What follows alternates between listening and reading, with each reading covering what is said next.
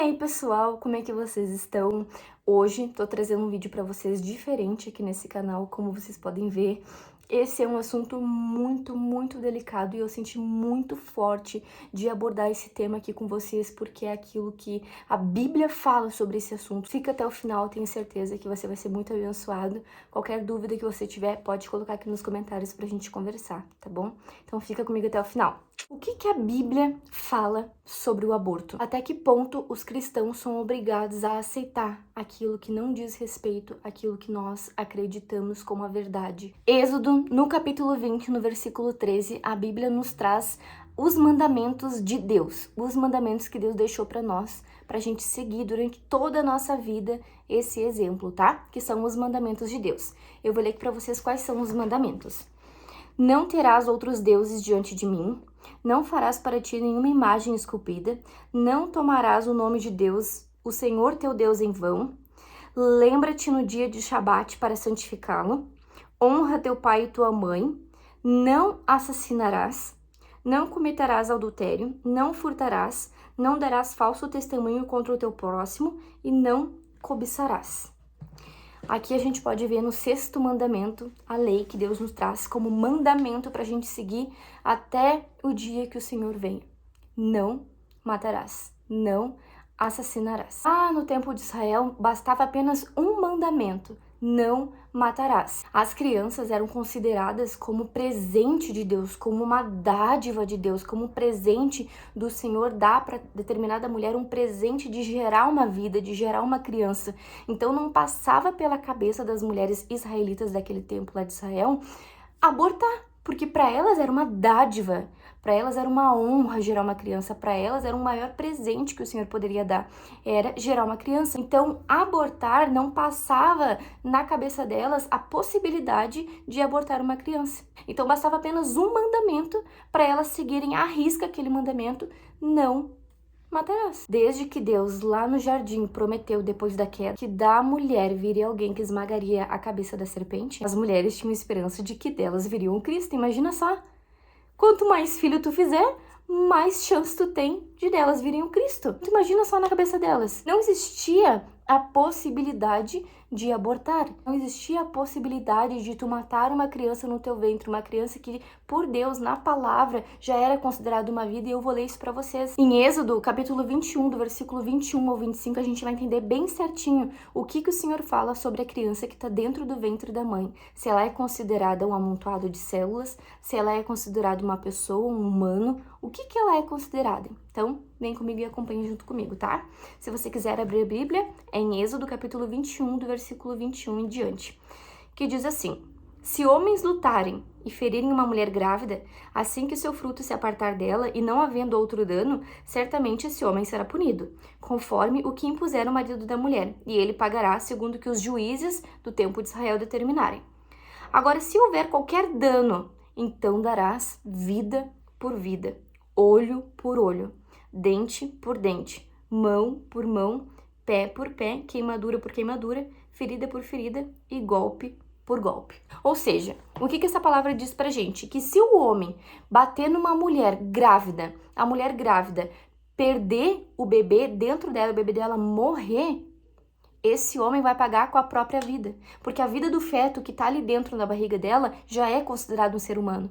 Então, da mesma forma que esse outro ser humano, esse outro homem matar o bebezinho que tá dentro da vida de outra mulher, ele vai pagar com a própria vida, porque a vida daquela criança, daquele feto que tá dentro da barriga da mulher, que tá gerando dentro do ventre dela aquela criança, vai pagar com a mesma moeda. Se matar a vida da criança, vai morrer também, porque as duas vidas é a mesma coisa. A vida da criança que tá ali, a vida do cara que tá vivo, já é um homem adulto, é a mesma coisa. Os dois são a mesma coisa. É vida. Agora, se o homem brigar com a mulher e não causar dano algum, enfim, não matou a criança, mas causou algum dano, alguma coisa, enfim, machucou a mulher, ou enfim, machucou o bebê, ele nasceu com alguma outra coisa, mas não morreu, esse homem, ele vai ser punido sim. Ele vai receber uma punição, vai ser determinado pelos juízes de Israel, né, e pelo pai da criança, qual que vai ser a multa que esse homem que fez esse dano na mulher grávida, vai pagar. Então ele, o pai e os juízes daquele tempo lá de Israel, eles iriam determinar qual seria a punição que esse homem iria pagar. Ou se ele matasse a criança dentro da barriga da mãe, ele também pagaria com a própria vida. Em Salmos 139:16, a Bíblia fala sobre como Deus nos criou. Agora a gente vai ver como que Deus está presente desde a formação, como Deus nos vê no ventre da nossa própria mãe. Então abre comigo em Salmos 139, que é uma passagem que eu amo. Toda vez que eu leio eu me emociono porque é lindo demais, é muito lindo. Então presta atenção nesse momento, presta atenção no que o Senhor fala sobre nós nesse capítulo, que tu vai ver o quanto Ele é um Deus bondoso, um Deus que nos ama, um Deus que nos conhece desde a formação. Quando a gente ainda estava sendo fecundado, Ele já nos conhecia, Ele já nos formava. Então abre comigo em Salmo 139, no capítulo 13 em diante, que diz assim, presta atenção. Pois possuíste os meus rins, cobriste-me no útero da minha mãe. Eu te louvarei, pois eu assombrosamente, maravilhosamente fui feito. Maravilhosas são as tuas obras, e isso a minha alma certamente conhece bem. A minha matéria não foi escondida de ti, quando eu fui feito em secreto e curiosamente forjado nas partes mais baixas da terra. Os teus olhos viram a minha matéria, ainda imperfeita, e no teu livro todos os meus membros foram escritos, os quais eram continuamente formados, quando nem ainda havia nenhum deles. Quão preciosos também são os teus pensamentos para comigo, ó Deus. Quão grande é a soma deles. Se eu fosse contá-los, eles seriam maiores em número do que a areia. Quando acordo, ainda estou contigo. Mas olha o que o Senhor fala. A minha matéria não foi escondida de ti, quando eu fui feito em secreto e curiosamente forjado nas partes mais baixas da terra. Os teus olhos viram a minha matéria, ainda informe. Olha que lindo! Toda vez que eu leio isso aqui, eu fico... Caraca! Deus me forjou desde lá do ventre da minha mãe. Deus viu a minha matéria ainda uniforme. Deus veio a minha matéria, mesmo ainda ela nem sendo matéria, mas Deus já via. Deus, ele tá presente desde o começo, na formação, no crescimento do feto, do bebê. Ele tá presente. Jeremias, capítulo 1, versículo 5, a gente consegue entender isso melhor. Quando o Senhor diz a Jeremias: antes de que eu te formasse no ventre, eu te conheci.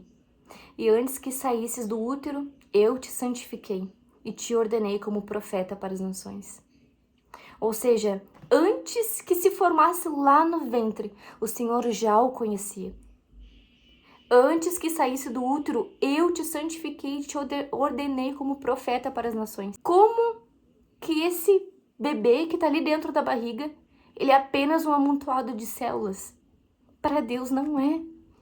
Para Deus é um ser humano, para Deus é uma pessoa. É inadmissível a gente anular o mandamento de Deus que diz não matarás. Quando Deus olha para um bebê ainda uniforme dentro do ventre da sua mãe, ele diz: antes que eu te formasse no ventre, eu te conheci. Antes que saísse do útero, eu te santifiquei. E aí ele aponta um propósito, né? Na vida do profeta Jeremias, ele dizia: eu te ordenei como profeta para as nações. Em Mateus, no capítulo 1, no versículo 18, vocês todos já devem conhecer essa passagem. Para quem não conhece, recomendo vocês a lerem.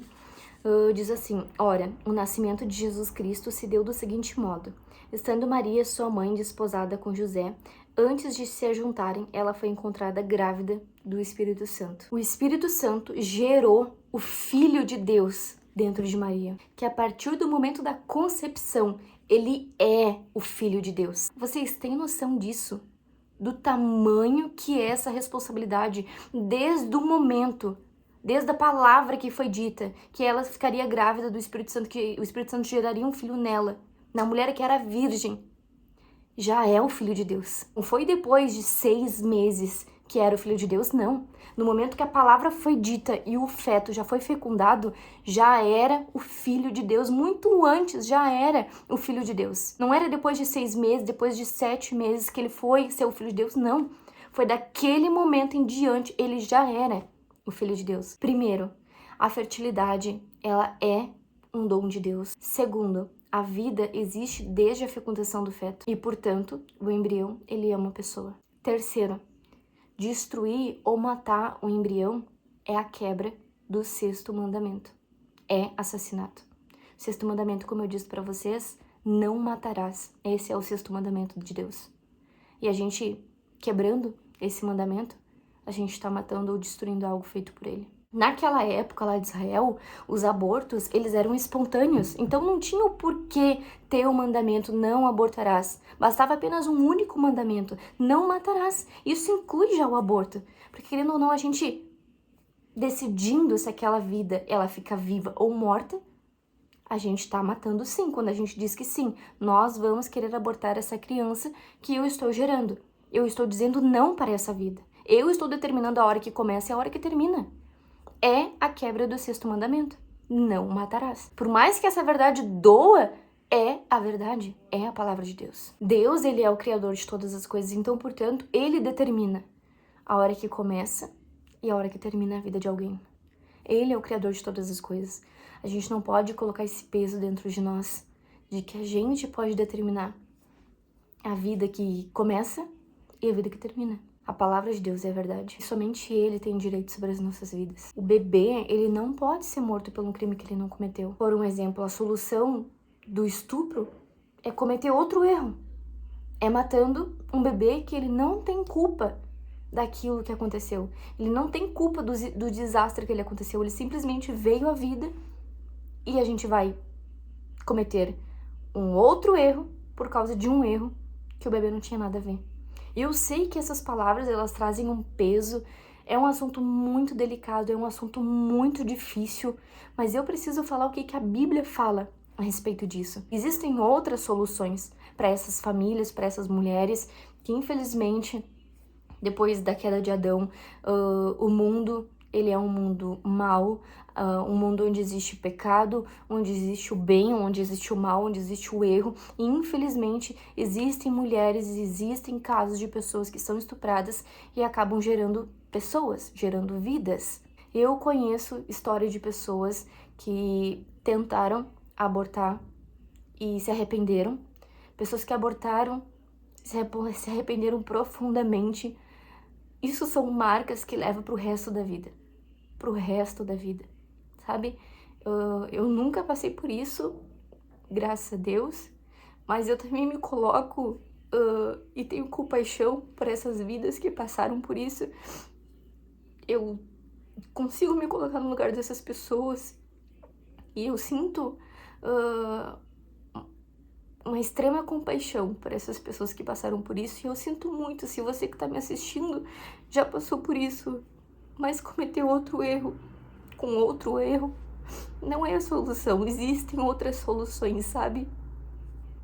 E eu sinto muito pelo que aconteceu com você, ou se aconteceu com alguma pessoa dessa família, e já aconteceu, eu tenho um caso na minha família também, de uma mulher que ela foi estuprada, e ela foi estuprada do pai, ela gerou o bebê, e ela criou o bebê. Ela criou e vive com ele até hoje e tudo mais. Mas claro que são casos e casos, mas a solução não é cometer outro erro. O bebê, ele não tem culpa. Ele não tem culpa. Existem redes de apoio, né, para dar suporte a essas vítimas. Tem ONGs, tem igrejas, tem famílias acolhedoras, tem tratamento terapêutico gratuito, tem igrejas que acolhem essas pessoas, essas mulheres, que cuidam. Tem relatos também de bebês que são gerados, a mulher ela leva a gravidez até o final e quando o bebê sai, já vai para os braços de uma família, de um casal que querem adotar a criança. Então, sei que hoje no Brasil é muito difícil adotar criança, e eu também gostaria muito que isso melhorasse, que fosse mais fácil, porque tem tantas famílias querendo adotar e não podem, porque o processo é muito difícil, às vezes leva anos e anos para sair o processo, né? Para te conseguir adotar. Então eu acho que a gente também poderia se mover em oração, orar por isso, para que fosse mais fácil, para que seja mais fácil, que o Senhor coloque pessoas na política para que possam nos ajudar em relação a isso, para que seja mais fácil o processo de adoção no Brasil. E a gente precisa escolher, a gente precisa fazer uma escolha, a gente precisa obedecer a Deus. E obedecer a Deus nem sempre vai ser fácil, às vezes é muito difícil. É tão cruel saber que existem esse tipo de situações, enfim, eu não falo nem só do aborto, mas também falo do estupro. É tão cruel a gente saber que existem pessoas que passam por isso, sabe? É muito difícil.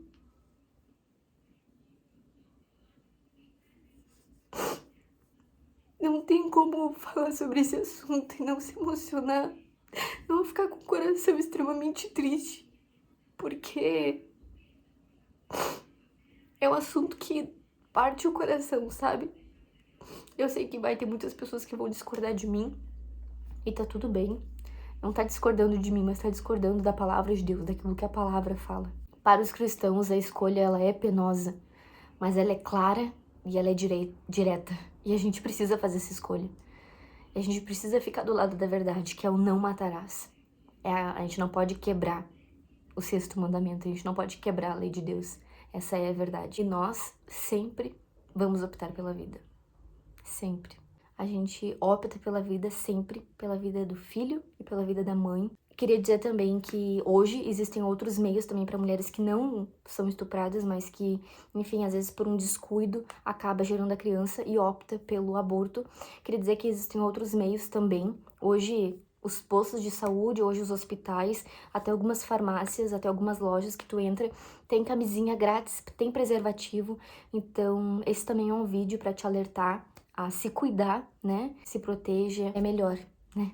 É muito melhor do que simplesmente dizer não para a vida de alguém que não tem culpa nenhuma. Quem ficou até o final, coloca aqui nos comentários o que vocês acharam, se vocês já sabiam sobre esse mandamento, se vocês já conheciam a história que eu falei lá no começo. E é isso, pessoal. O vídeo vai ficando por aqui. Que Deus abençoe grandemente a vida de vocês. Tchau!